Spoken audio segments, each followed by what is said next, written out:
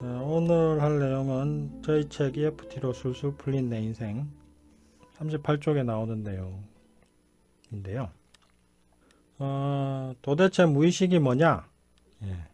무의식 하는데, 무의식이 뭐냐? 뭔가 설명하는데 제일 좋은 방법은 예를 드는 겁니다. 예를 들다 보면은 감이 옵니다. 그래서 예를 들어놨는데 책에다가 그걸 한번 읽으면서 설명을 드리겠습니다. 첫째, 무의식적인 기억입니다. 30대 회사원 갑돌이는 간밤에 코가 삐뚤어지도록 술을 마시고는 만취해서 필름이 끊겼습니다. 술자리에서 이미 필름이 끊겼는데 집에까지 잘 왔습니다. 이런 경험 있는 분들 많죠. 특히 남자분들은. 필름이 끊겼는데 어떻게 집까지 왔는지 궁금합니다. 어떻게 나도 모르게 집에 왔을까? 나도 모르게 집에 왔는데 나도 모르게 뭔가 기억하고 있었네요. 그죠? 이게 바로 무의식적인 기억이고 이게 바로 무의식이다 이거죠. 그 다음에 무의식적 욕구나 충동. 이게 또 무의식인데요. 20대의 여대생 을순이는 흡연자입니다. 1학년 때 담배를 배워 부모 몰래 피운 지 3년이 지났는데 요즘 부모님 눈치도 심상찮고 남자친구도 싫어해서 금연한 지 겨우 3일이 지났습니다. 머리로는 자꾸 담배를 끊어야 돼 라고 하는데 마음속에서 자꾸 피고 싶다는 생각이 올라와서 마침내 경숙이에게 한 대를 얻어 자신도 모르게 피워버렸습니다. 도대체 이렇게 끊는다고 하면서 다시 피운 것이 몇 번이었던가? 왜 나도 모르게 자꾸 담배에 손이 갈까요? 이런 무의식적인 욕구나 충동. 그 다음에 무의식적인 상처나 충격. 40대의 병돌이는 아내와 함께 고속도로에서 다마스를 타고 가다가 핸들을 꺾었는데 차가 옆으로 뒤집어져 버렸습니다. 다행히 그때 뒷차들이 멀찍이 떨어져 있어서 큰 사고는 나지 않았지만 이후에 다마스만 보면 심장이 쿵쾅거리고 다리가 후들거립니다. 도대체 이성적으로는 무서워할 게 아니라는 것을 아는데 왜 나도 모르게 자꾸 두려워질까요? 이게 바로 무의식적인 상처나 충격. 이것도 무의식입니다. 그 다음 무의식적 상징이나 이미지. 공황장애가 있는 20대 정숙이는 자주 죽을 것 같은 느낌이 들어서 괴롭습니다. 심지어 꿈에서도 쫓기거나 높은 곳에서 떨어지는 모습이 자주 보여서 꿈을 꾸면서도 벌벌 떱니다. 그리고 꿈에서 깬 후에도 얼마간은 멍하게 부들부들 떨고 있습니다. 나는 왜 나도 모르는 이상한 꿈을 자꾸 꾸는 걸까요? 꿈은 100% 순전히 무의식이죠. 의식에서 일어나는 게 아니잖아요. 그리고 꿈은 이 상징이나 이미지가 있죠. 이게 바로 꿈 자체는 그냥 다 무의식이라고 보시면 됩니다. 저는 그래서 상담하면서 꿈 많이 물어봅니다. 요즘 많이 꾸는 꿈 뭡니까? 이런 거 많이 물어보고, 그래서 EFT 하면서 쭉 좋아지면은 꿈 내용이 바뀌어요. 결국 무의식이 바뀐다는 얘기거든요. 그 다음에 무의식적 학습. 초등 1년생 무도리는 요즘 구구단을 외우고 있습니다. 벌써 일주일째 시간만 나면 구구단을 열심히 소리내어 외던 어느 날 밤 깊이 잠든 무도리가 갑자기 이는 사라고 크게 잠꼬대로 외쳐서 온 가족들이 깜짝 놀라서 일어났습니다. 그 다음 날부터 구구단이 입에서 술술 나왔습니다. 언제 나도 모르게 구구단을 다 외웠을까? 무의식적인 학습. 말 나온 김에 꿈에 대해서 설명을 좀 드릴까 하는데요. 꿈이 하는 역할이 몇 개가 있는데 하나는 학습입니다. 학습. 우리가 뭔가를 배우면 그것과 관련된 꿈을 많이 꿉니다. 결국 무의식에서는 꿈을 통해 학습을 많이 하거든요. 아마 바로 이런 무의식적인 학습. 저 같은 경우는 20대 한창 영어 할 때, 영어 막 듣고 배우고 막 이럴 때 어느 날 꿈속에서 미국인하고 이제 영어로 대화하는 꿈을 꿨어요. 그 다음부터 영어가 막 쉽게 막 들리고 말문도 팍 트이고 귀도 뚫리고 했던 경험이 있습니다. 결국 뭐냐면 무의식에서 꿈을 통해서 그렇게 학습을 한다는 거죠. 그 다음에 이제 무의식적인 능력. 20대 청년 기돌이는 요즘 인라인 스케이트를 한 달째 배우고 있습니다. 그런데 놀랍게도 어제까지 되지 않던 회전 점프가 오늘 저절로 나도 모르게 되는 것이 아니겠습니까? 자, 이런 무의식적인 능력. 자, 앞에 예들에서 본 것처럼 의식하지는 못해도 자신도 모르게 행동과 반응을 조절하고 기억을 저장하고 학습을 시키는 마음의 영역이 있습니다. 이런 영역을 무의식이라고 할 수 있습니다. 이런 무의식은 의식되지 않아서 잘 모르지만 실제로는 마음의 대부분을 차지하여서 우리의 행동과 반응과 성격과 습관과 학습 능력을 조절하고 통제합니다. 한마디로 무의식이 나를 나답게 만들고 나를 움직이는 모든 것이라고 할 수 있습니다. 그러니 무의식을 정말 잘 알아야 하지 않을까요? 자, 여기서 이제 결국 내가 무엇냐라고 했을 때 내 무의식이 나다. 뭐 간단하게 설명드리면 그렇다고 할 수 있는 거죠. 내가 무엇인가 라고 했을 때 나를 결국 나다움, 나라고 하는 것은 결국 나의 무의식이 바로 나다. 뭐 이렇게 설명드릴 수가 있습니다. 자, 이렇게 해서 나란 무엇인가. 첫 시간에는 물질로서의 나, 두 번째 시간에서는 생물로서의 나와 그 다음에 무의식으로서의 나에 대해서 했고 그 다음에 오늘 또 무의식의 나, 무의식으로서의 나, 마음으로서의 나 이렇게 설명드렸고요. 도대체 나란 무엇인가? 그래서 여기서 이제 이렇게 말할 수가 있습니다. 도대체 나란 무엇인가? 나는 내 무의식이다. 뭐 제 나름대로 오랫동안 20년 이상 연구하고 경험한 끝에 내린 결론은 나의 정체는 나의 무의식이다. 뭐 이렇게 일단 설명드릴 수가 있겠습니다. 자, 그 다음에는 이제 나란 결국 내 무의식이다 라고 설명했는데 그러면 무의식에 대해서 좀 이해를 해야 되겠죠. 그래서 이제 무의식에 대해 설명을 할 텐데요. 그래서 무의식의 기본적인 특성에 대해 설명드릴 건데 요거는 저희 책 EFT로 술술 풀린 내 인생 41쪽에 나옵니다. 무의식, 내 생각대로 안 되는 마음 이렇게 제목이 붙어 있는데요. 한번 또 읽으면서 설명드리겠습니다. 41쪽입니다. 자, 무의식이 나라고 했는데 무의식은 어떤 특성을 가지고 있을까요? 많은 사람들이 내 마음이 내 맘대로 되지 않아요 라고 말을 합니다. 이 말을 이제까지 살펴본 것을 통해 표현한다면 이렇게 될 겁니다. 내 무의식이 내 의식대로 되지 않아요. 왜 그럴까요? 왜 많은 사람들이 내 마음을 내 맘대로 하지 못할까요? 자, 어떤 사람이 운전 잘하고 싶은데 기어와 핸들이 무엇인지도 모른다면 운전을 할 수 있겠습니까? 자, 이처럼 내 마음이 내 맘대로 되지 않는 1차적인 이유는 내가 내 마음, 내 무의식을 너무 모르기 때문입니다. 그러니 무의식의 기본적인 특성에 대해서 알 필요가 있습니다.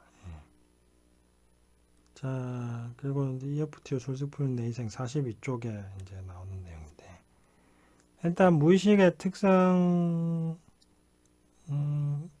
중 가장 중요한 특성 중 하나가 바로 이겁니다. 믿는 대로 경험한다. 제가 이제 내셔널 지오그래피 다큐멘터리를 본 적이 있는데 그 제목이 타부, 고통의 의식이었습니다. 타부, 고통의 의식. 타부, 터부라고 하죠. 타부, 고통의 의식이라는 재미있는 다큐멘터리를 본 적이 있습니다.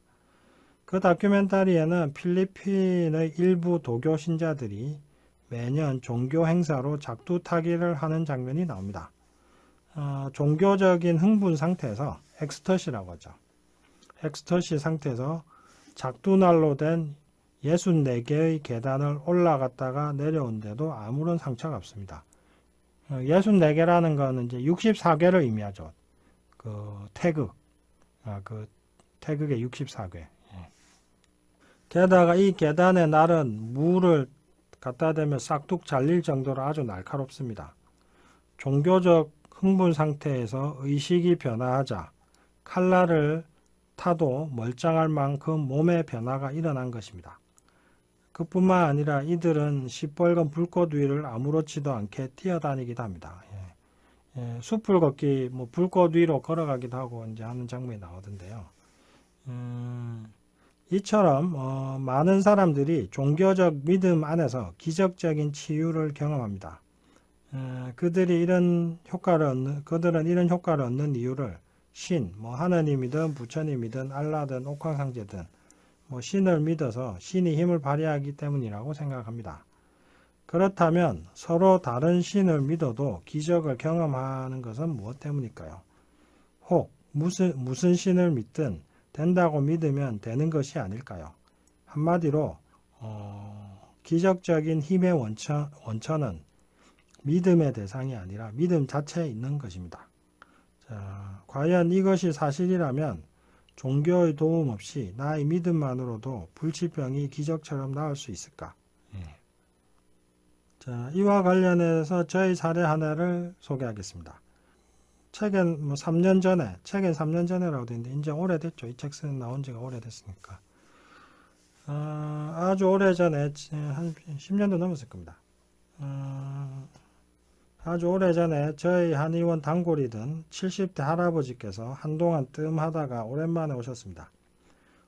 허리는 등 굽은 생선처럼 활 모양으로 옆으로 팍 틀어지고 종아리는 반쪽으로 말라붙어서 제대로 걷지도 못했습니다. 걷는 것이 아니라 차라리 다리를 질질 끌고 간다고 하는 것이 정확한 표현이었습니다. 너무 심해진 증상에 놀라가지고 일단 간단한 침 치료를 하고 병원에 가서 사진을 찍어보라고 했습니다. 그 다음날 이분이 하늘이 무너진 듯한 멍한 표정으로 다시 저희 한의원에 오셔서는 척추의 MRI 사진을 내밀었습니다. 사진을 컴퓨터에 넣고 보았더니 요추 3, 4, 5번이 형편없이 일그러져서 척추 전체가 한쪽으로 확 휘어져 있었습니다. 자, 그동안 많은 사진을 봤지만 그 중에서도 가장 처참하다고 할 지경이었습니다. 종합병원의 진단에 따르면 심각한 척추 협착증으로 고령이어서 수술도 불가능하고 그저 악화되는 대로 놔둔 채 사는 수밖에 없다고 하였습니다. 나이도 많고 너무 심해서 못 건드린다 이거죠. 그냥 이렇게 사는 수밖에 없다 이렇게 이제 얘기를 들은 거죠. 자, 그리고 이제 사진 판독이 끝나고 할아버지가 누워 있는 침대로 갔더니 할아버지께서 대뜸 한마디를 던졌습니다. 다 끝장났죠? 이분이 약간 성격이 이제 화끈한 성격이라서 이런 식으로 표현을 하신 건데 다 끝장났죠? 이런 식으로 이렇게 했죠. 그래서 제가 정색을 하면서 물었습니다. 제 인생에 끝장이란 없습니다. 병원에서는 뭐라고 하던가요? 그러니까 이 영감님 말했습니다. 수술해야 되는데 나이가 많아서 수술 결과를 장담할 수가 없으니까 그냥 이대로 살라고 하대요. 그래서 수술 안 하면 어떻게 되냐고 물었더니 다리 마비가 계속 심해져서 더 못 걷게 되고 나중에는 대소변도 받아내야 할 거라고 하던데요. 그래서 제가 말했습니다. 그래요. 병원이 병 고치는 데지 안 낫는 병이라고 환자 가슴에 못 박는 데인가요? 그래도 방법은 있습니다. 라고 이제 제가 당당히 자신감 있게 얘기를 했는데 왜냐하면 저는 그때 이미 무의식의 원리를 이해하고 있었거든요. 아까 맨 처음에 뭐라고 했습니까? 무의식의 원리 중에 가장 중요한 거 믿는 대로 경험한다. 무의식에서 믿는 대로 경험하게 된다. 이거거든요. 자, 이 할아버지는 어차피 병원에서도 포기한 환자인지라 내가 방법이 있다고 말하니까 오히려 순순히 들을 태세였습니다. 그래서 틈나는 대로 담양의 대나무 사진을 보면서 내 허리는 이 대나무처럼 꼿꼿하고 건강하다라고 확언하고 건강하게 잘 걷는 모습을 자주 상상하라고 시켰습니다. 이 할아버지는 또 제가 시킨 데 또 잘 하셨어요. 그리고 뭐 케이블 TV 이런 데서 긍정적 사고와 몸과의 관계에 대한 프로그램을 자주 보면서 낫는다고 믿으면 정말 낫는구나, 나을 수 있겠구나라는 생각을 이제 마음속에 이제 심게 되었죠. 그 결과 한 달이 지났을 무렵에는 과거에는 엄두도 못 냈던 100m 거리를 수월하게 걷게 되었습니다. 이후에 1년이 지나서 마지막으로 다시 확인해 보니 걷는 것은 계속 좋아지고 있었고 허리 통증도 차츰 개선되고 있었습니다. 결국 이렇게 낫는다는 확언, 믿음과 상상이 불치병을 낫게 한 겁니다. 자, 믿음의 치료 효과에 대한 사례를 또 하나 들어보겠습니다. 2002년에 한 의학 전문지 뉴 잉글랜드 저널 메디신에 플라시보 효과를 충격적으로 실증하는 실험이 실렸습니다. 이 실험은 베일로 대학병원의 정형외과 의사인 브루스 모슬리가 실시한 것으로 그는 무릎의 퇴행성 골관절염에 대해서 두 가지 수술법의 효과를 비교하여 우위를 정하려고 했습니다. 당시에는 손상연골을 긁어내는 방법과 손상연골을 고압의 물로 세척하는 방법이 주로 쓰는 수술법이었습니다. 긁어내는 방법과 세척법 어느 게 효과 있냐 이걸 실험해 보려고 했다는 거죠. 자, 모슬리는 이 두 수술법의 효과를 비교하고 검증하기 위한 대조건으로 플라시보 수술요법을 받는 집단을 설정했습니다. 이 집단은 손상연골을 긁어내지도 세척하지도 않았습니다. 다만 수술 준비를 하고 마취를 한 다음에 수술실로 들어갔습니다. 의료진은 마치 진짜 수술을 하는 것처럼 슬개골 주위에 구멍을 내고 진짜 수술을 하는데 걸리는 시간만큼 어슬렁거리다 다시 봉합했습니다. 이후 환자들은 회복 기간 동안 입원해 있었고 물론 어떤 수술도 실제로 이루어진 것은 없었습니다. 결국 가짜 수술을 받은 거죠. 가짜 수술을 받았는데 과연 어떻게 될 것인가. 그러니까 진짜 수술 두 종류. 긁어내는 수술, 식염수 세척하는 수술, 가짜 수술. 수술을 받은 것처럼 신용만 한 거죠. 이후에 회복기 동안 세 집단의 수술 후 결과를 비교했는데 너무 충격적이었습니다.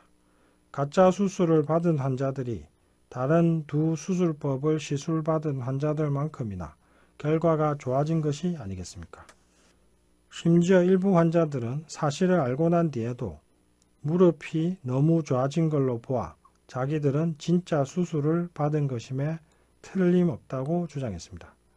일부 환자들은 통증이 즉각 소실되고 관절 가동 범위가 극적으로 커졌다고 보고했습니다. 걷지도 못했던 일부 환자들은 이제 뛸 수 있다고 보고하기도 했습니다. 이제 이들 플라시보 수술 환자들은 실제 수술과 비슷한 효과를 얻었을 뿐만 아니라 회복 속도는 오히려 더 빨랐습니다. 결국 수술 받았다는 믿음이 실제 수술과 같은 효과를 낸 것입니다. 이상의 사례들을 보면은 무의식의 믿음이 일으키는 기적을 그저 우연이나 신비라고 보아 넘기기에는 뒤통수가 너무 당기고 내 안에 중요한 보물을 그냥 내버리는 느낌이 들지 않습니까? 결론적으로 종교를 통해서든 자신을 믿든 어쨌거나 무의식에 심긴 믿음은 반드시 실현이 됩니다. 그러니까 무의식에서 믿는 것은 반드시 실현된다. 이게 이제 중요한 겁니다. 플라시보와 관련해서 뭐 또 생각난 게 있는데 작년에 나온 BBC 다큐멘터리 플라시보에 관한 다큐멘터리를 제가 본 적이 있는데 거기서는 영국의 어떤 의사가 이제 그 척추 가짜 수술하는데 이 척추에 가짜 수술하는데 어떤 가짜 수술하냐면은요 원래 척추 골절이 일어나면은 뭐 척추 시멘트라고 해서 뼈를 붓게 하는 물질을 척추를 절개해 가지고 거기에 쭉 넣어서 이제 뼈를 붓게 하는 수술을 한답니다. 그런데 이제 이 의사가 이제 그 가짜 수술을 해본 겁니다.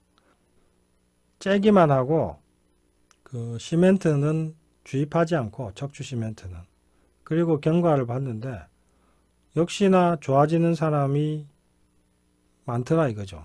그 중에 이제 한 사례를 제가 봤는데 어떤 70대 할머니가 영국 할머니가 이제 뒤로 넘어져 가지고 척추가 골절이 됐는데 그 척추 시멘트 수술 받자마자 바로 며칠 지나지 않아서 바로 골프를 하게 됐습니다. 그리고 자기는 당연히 허리가 안 아프니까 당연히 이제 시멘트 그게 들어가서 나은 거라고 생각했죠. 근데 나중에 보니까 그게 가짜 수술이었던 거죠. 그리고 또 더 놀라운 건 이 할머니가 전에 척추 시멘트 수술을 받은 적이 있어요. 있는데 그때랑 그 지금 두 번째 받았을 때랑 뭐 똑같더라 이거예요. 결국 뭡니까? 자기가 수술 받았다는 믿음이 진짜 수술 받은 것과 똑같은 효과를 쭉 낸 거죠.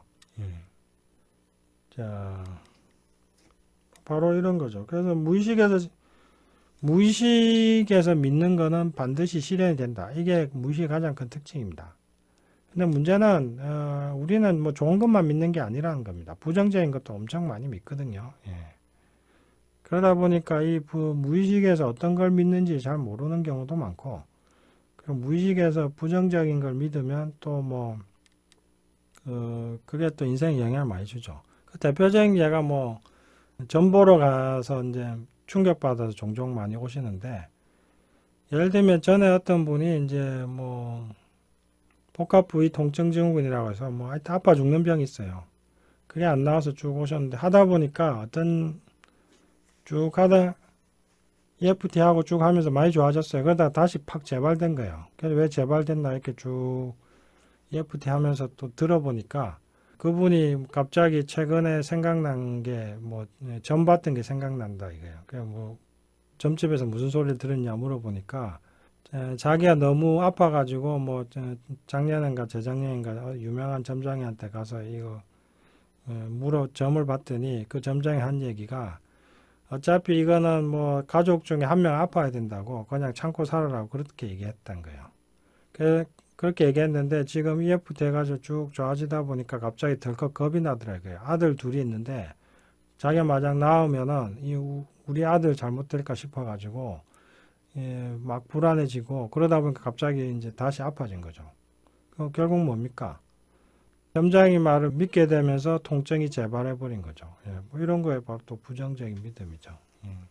자기 무의식에서 뭘 믿는지 잘 모르고요. 그리고 무의식에서 믿으면 반드시 이런 식으로 실현이 돼 버립니다. 그게 이제 중요한 겁니다. 그 다음에 이런 예들.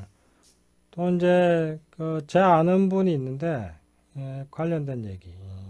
제 아는 분이 있는데 어렸을 때 고양이를 엄청 키우고 싶었는데 부모님이 못 키우게 했어요. 왜 못 키우겠냐? 너는 고양이 알레르기가 있다.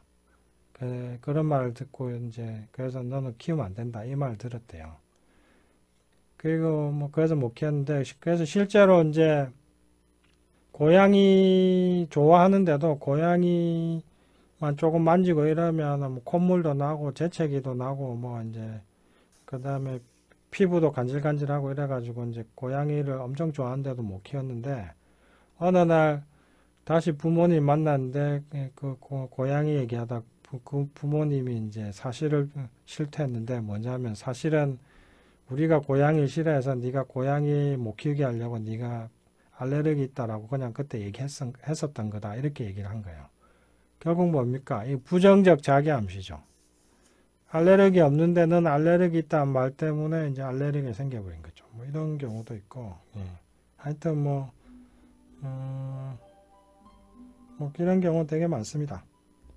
자, 그래서 믿는 대로 경험하게 된다. 오늘 무의식의 특성 설명드렸고, 자, 오늘은 여기까지 하도록 하겠습니다.